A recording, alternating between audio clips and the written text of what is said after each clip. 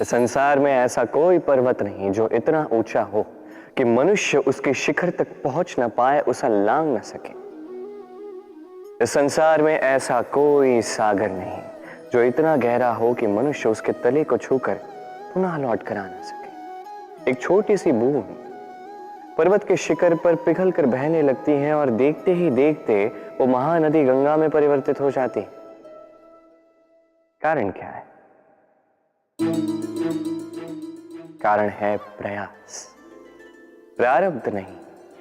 ये प्रयास ही निश्चित करते हैं आपका प्रारब्ध क्या होगा। ये सारा खेल प्रयास और प्रारब्ध का ही है। आपके जैसे प्रयास होंगे वैसा प्रारब्ध आपका होगा। और यदि आपके ये प्रयास ये ऊंचे हो तो प्रारब्ध को तो आपके समक्ष झुकना ही है। क्यों? कई बार मनुष्य अतीत को देखता है, आज अहंकार में भर जाता है। कभी वर्तमान को देखता है, भविष्य के विषय में सोचता है, मद में चूर हो जाता है। क्यों नहीं समझ पाता एक सरल सी बात? ये सृष्टि जो है, ये सृष्टि एक चक्र है जो बार बार आपको दोहराएगी, कठिन से कठिन परीक्षाओं पे आपको उतारेगी, जिस पर आपको उत्तीर्ण होना ही है। जो कल था वो आज नहीं है, ये सभी को ज्ञात है। जो आज है वो कदाचित कल नहीं होगा, ये भी आपको मानना होगा। एक मुस्कुराहट के साथ आपको शांत रहना है और कभी भी इस मन में अहंकार उत्पन्न होने नहीं देना है। बनिए उस हिमखंड की भांति। कदाचित वो इसलिए इतना ठंडा रहता है क्योंकि उसे ज्ञात है वो कल जल के रूप में था, आज बर्फ के रूप में तो है, किंतु कल पुनः वो जल के रूप में ही जाएगा। स्वयं को शांत रखें। कदाचित आज आप सफलता के शिखर पे हो, कदाचित ना। आपको हर एक दिन अवश्य देखना है। बस निरंतर प्रयास करते रहिए, हर परिस्थिति के लिए सज्ज रहिए और इसे संतुलन मिला है। आपका कल हो आज या कल, आपके अच्छे दिन हो या बुरे दिन, सब पवित्र हो जाएंगे। संसार में कई बार ऐसा होता है, हम बड़ी समस्या में होते हैं, विपदा में होते हैं, और वो लोग जो हमारे समीप होते हैं, हमारे अपने होते हैं, वो हमारा त्याग कर चले जाते हैं। हम ऐसे में दुखी हो जाते हैं, निराश हो जाते हैं, फिर स्वयं चलकर उस समस्या से बाहर आते ही हैं। अब परिस्थिति चाहे जो भी हो, वो लोग जिन्होंने ऐसे समय पे आपका त्याग किया, उनसे क्रोधित होना, उनसे रुष्ट होना, ये अनुचित है। मैं तो कहता हूं कृतज्ञ रहिए। मैं तो कहता हूं उन्हें धन्यवाद कहिए कि उन्होंने ऐसे समय पे आपका साथ छोड़ा जब आपको उनकी सबसे अधिक आवश्यकता थी। क्योंकि या तो उनको विश्वास था कि आप स्वयं इस विपदा से बाहर चलकर आएंगे, या तो उनके त्याग के कारण आपने स्वयं का प्रोत्साहन बढ़ाया, स्वयं की शक्ति बढ़ाई और स्वयं उस आग से चलकर बाहर आए। अपने बुरे समय को आपने अपना अच्छा समय बनाया। अंत में आप और शक्तिशाली हो जाते हैं और श्रेष्ठ हो जाते हैं। और यही तो आपकी विजय है, जिसका कारण है उनका साथ छोड़ना। तो उन्हें धन्यवाद कहिए। धन किसी के लिए मोह है तो किसी के लिए मान, किसी के लिए भाग्य है तो किसी के लिए कर्मों की इच्छा है। देखा जाए तो ये धन कहीं ना कहीं मनुष्य के लिए अत्यंत आवश्यक भी है, और इसलिए मनुष्य जो है अपना समस्त जीवन व्यतीत करता है इस धन को अर्जित करने। अनेक मनुष्य ऐसे भी होते हैं जिनका समस्त जीवन इसी धन में बीत जाता है। हर एक मनुष्य प्रयास करता है कि वो धनी बने, अधिक से अधिक धन अर्जित कर सके, संपन्न बना रहे। और ऐसा क्यों ना? क्योंकि यही एक वस्तु है जो अदा प्रदा व्यवहार में काम आती है। प्रयास हर मनुष्य करता है, धन अर्जित हर मनुष्य नहीं कर पाता। कारण ये कि मनुष्य सोचता है मेरे पास कुछ धन आ जाए तो मैं कुछ करके दिखाऊं। धन सोचता है कि ये मनुष्य कुछ कर दिखाए तो मैं उसके पास आऊं। इसलिए करके दिखाए।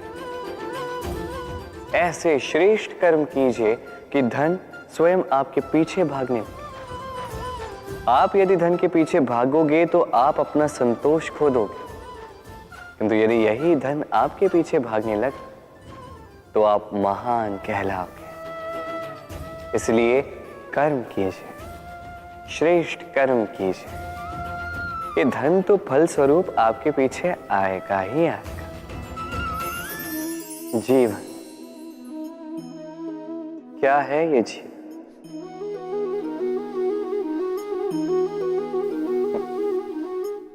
ये प्रश्न सबके मन में आता है। सबका मन इसी प्रश्न से चिंतित रहता है क्या ये जीवन? इसका उद्देश्य क्या है?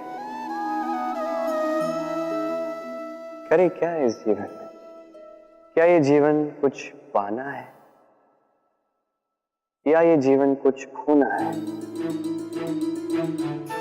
क्या ये जीवन वो है जहां हमें परमात्मा के पीछे जाना है या हमें स्वयं को अपने सपनों के पीछे दौड़ाना है? क्या है ये जीवन? ये जीवन अत्यंत सरल है, एक शांत जल की भांति है, एक दर्पण की भांति है। ये जीवन है ठीक एक दर्पण की भांति। दर्पण क्या करता है? आपको वही दिखाता है जो आप करते हैं। आप मुस्कुराकर दर्पण में देखिए, दर्पण आपको आप ही का मुख दिखाएगा मुस्कुराते हुए।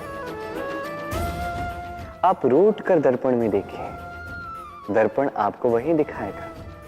आप खिलखिलाकर दर्पण में देखिए, दर्पण आपको वही दिखाएगा। यही है जीवन, एक दर्पण की भांति। ये मत सोचिए कि इस जीवन ने आपको क्या दिया है। सोचना यह है कि आपने इस जीवन को क्या दिया। यदि आप इस जीवन को सुख देते हैं, आनंद देते हैं, प्रेम देते हैं, तो ये जीवन भी आपको सुख, आनंद और प्रेम ही देगा। हमारे मन में सदैव एक प्रश्न आता ही,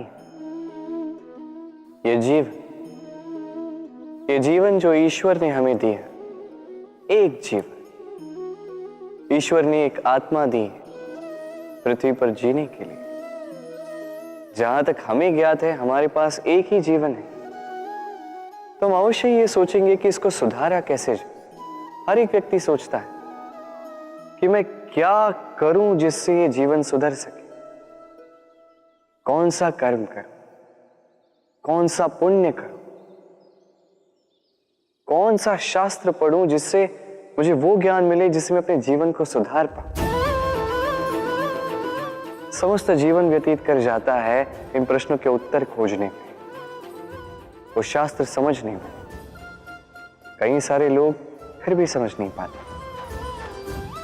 चलिए आज मैं आपको एक सरल सी बात बताऊंगा जिससे आप इस जीवन को सुधार सकते हैं। जीवन, जिह्वा, इन दोनों की एक ही राशि। जिह्वा यानी आपकी वाणी, इस वाणी को नियंत्रण में रखिए, इसे सुंदर बनाएं, मधुर वाणी रखिए। जितना हो सके इसे सुधारिए, आपका जीवन सुधर जाएगा। क्योंकि वाणी ये होती अत्यंत शक्तिशाली। ये एक ऐसा बंधन है जो सामने वाले व्यक्ति को आपके व्यक्तित्व के साथ बांध देता है। तो इस वाणी को सुधारिए, इसे सुंदर बनाइए, आपका जीवन अपने आप ही सुंदर हो जाएगा। शत्रुता, एक व्यक्ति दूसरे व्यक्ति से शत्रुता कर बैठता है। दो घनिष्ठ मित्र, एक समय ऐसा भी आ सकता है जब ये दोनों एक दूसरे के परम शत्रु बन जाते हैं। इसके कई सारे कारण हो सकते हैं, किंतु प्रमुख कारण है आलोचना। जी हां, यदि आप किसी के विषय में आलोचना करते हैं तो हो सकता है वो आपका शत्रु बन जाए। अब मन में एक प्रश्न आ रहा होगा कि ये कैसे संभव है? आलोचना ये तो आवश्यक है। यदि मैं अपने मित्र के बुरे कर्मों के विषय में आलोचना ही नहीं करूंगा तो वह सुधरेगा कैसे? यह सत्य है कि आलोचना आवश्यक है, किंतु उससे अधिक महत्वपूर्ण और आवश्यक है आपका यह निर्णय कि यह आलोचना किस स्थान पर करनी है। यदि ये सार्वजनिक रूप से करते हैं तो ये अपमान भी बन जाता है। यदि यही एकांत में करोगे तो ये परामर्श बन जाता है। अपमान कोई स्वीकार नहीं करता, वही परामर्श सभी को अच्छा लगता है। तो यदि आप किसी के लिए कुछ अच्छा चाहते हैं, किसी को सुधारना चाहते हैं और आपको लगता है कि आलोचना आवश्यक है, तो सर्वप्रथम समय, स्थिति और स्थान पर ध्यान रखिए, अन्यथा ये आलोचना आपको बहुत महंगी पड़ सकती है। तो आइए और मेरे साथ प्रेम से कहिए, राधे राधे।